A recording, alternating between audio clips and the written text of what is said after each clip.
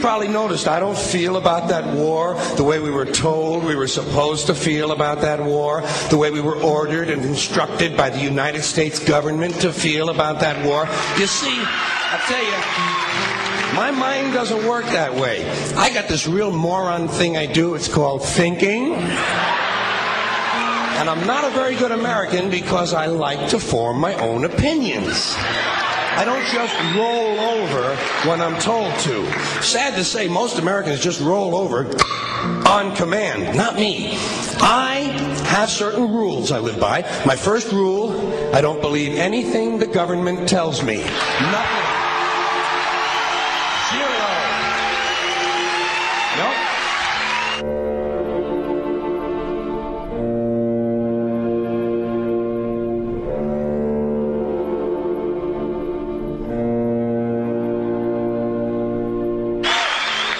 I don't take very seriously the media or the press in this country, who in the case of the Persian Gulf War were nothing more than unpaid employees of the Department of Defense, and who most of the time function as kind of an unofficial public relations agency for the United States government. So I don't listen to them. I don't really believe in my country. And I gotta tell you folks, I don't get all choked up about yellow ribbons and American flags.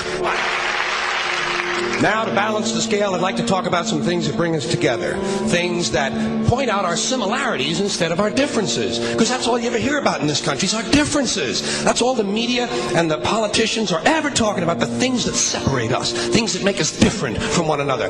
That's the way the ruling class operates in any society. They try to divide the rest of the people. They keep the lower and the middle classes fighting with each other so that they, the rich, can run off with all the fucking money. Fairly simple thing, happens to work. You know, anything different, that's what they're going to talk about. Race, religion, ethnic and national background, jobs, income, education, social status, sexuality, anything you can do, keep us fighting with each other so that they can keep going to the bank. You know how I describe the economic and social classes in this country? The upper class keeps all of the money, pays none of the taxes. The middle class pays all of the taxes, does all of the work.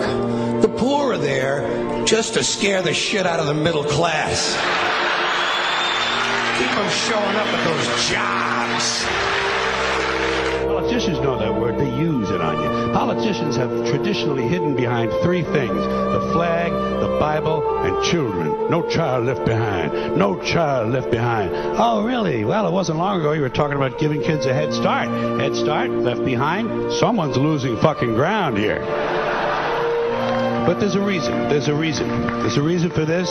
There's a reason education sucks, and it's the same reason that it will never, ever, ever be fixed. It's never going to get any better.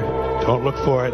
Be happy with what you got. Because the owners of this country don't want that.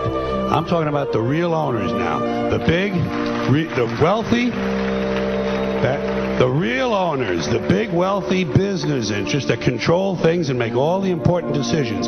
Forget the politicians. They're irrelevant. The politicians are put there to give you the idea that you have freedom of choice. You don't. You have no choice. You have owners. They own you. They own everything. They own all the important land. They own and control the corporations. They've long since bought and paid for the Senate, the Congress, the state houses, the city halls. They got the judges in their back pockets, and they own all the big media news, all the big media companies. So they control just about all of the news and information you get to hear. They got you by the balls. They spend billions of dollars every year lobbying to get what they want. Well, we know what they want. They want more for themselves and less for everybody else. But I'll tell you what they don't want. They don't want a population of citizens capable of critical thinking. They don't want well-informed, well-educated people capable of critical thinking. They're not interested in that. That doesn't help them. That's against their interest. That's right. You know something? They don't want people who are smart enough to sit around the kitchen table and figure out how badly they're getting fucked by a system that threw them overboard 30 fucking years ago. They don't want that. You know what they want? They want obedient workers. Obedient workers. People who are just smart enough to run the machines and do the paperwork, and just dumb enough to passively accept all these increasingly shittier jobs with the lower pay, the longer hours, the reduced benefits, the end of overtime, and the vanishing pension that disappears the minute you go to collect it. And now they're coming for your Social Social Security money. They want your fucking retirement money. They want it back so they can give it to their criminal friends on Wall Street. And you know something? They'll get it. They'll get it all from you sooner or later because they own this fucking place. It's a big club, and you ain't in it. You and I are not in the big club.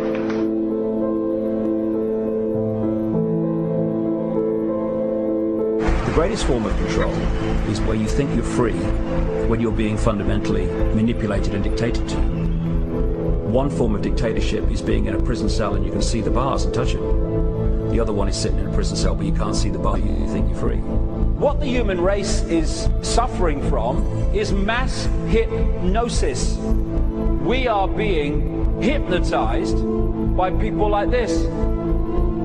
Newsreaders, politicians, teachers, lecturers. We are in a country and in a world that is being run by unbelievably sick people. The chasm between what we're told is going on and what is really going on is absolutely enormous. The greatest hypnotist on planet Earth is a oblong box in the corner of the room. It is constantly telling us what to believe is real. Historically, the control and manipulation of political opinion has been the Freemasons' main weapon in gaining control of countries and states. Once in control of the rulers and politicians of a country, laws and political structures could be changed in accordance with their agenda. However, since restricting the body does not necessarily mean restricting the mind, the Freemason recognizes that their plan for a global government hinges completely on subduing the masses to their agenda, and thus eliminating opposition to their cause. And the greatest threat to their plan, posing more danger than any army or law, is the threat of a free-thinking mind. In order to eliminate this threat and to achieve their objective, the Masons have set about the boldest plan ever devised: the complete control of every aspect of human life, your life. And the weapons they are using against you are in your very homes, entertaining you and your children, and gradually indoctrinating you without you even realizing.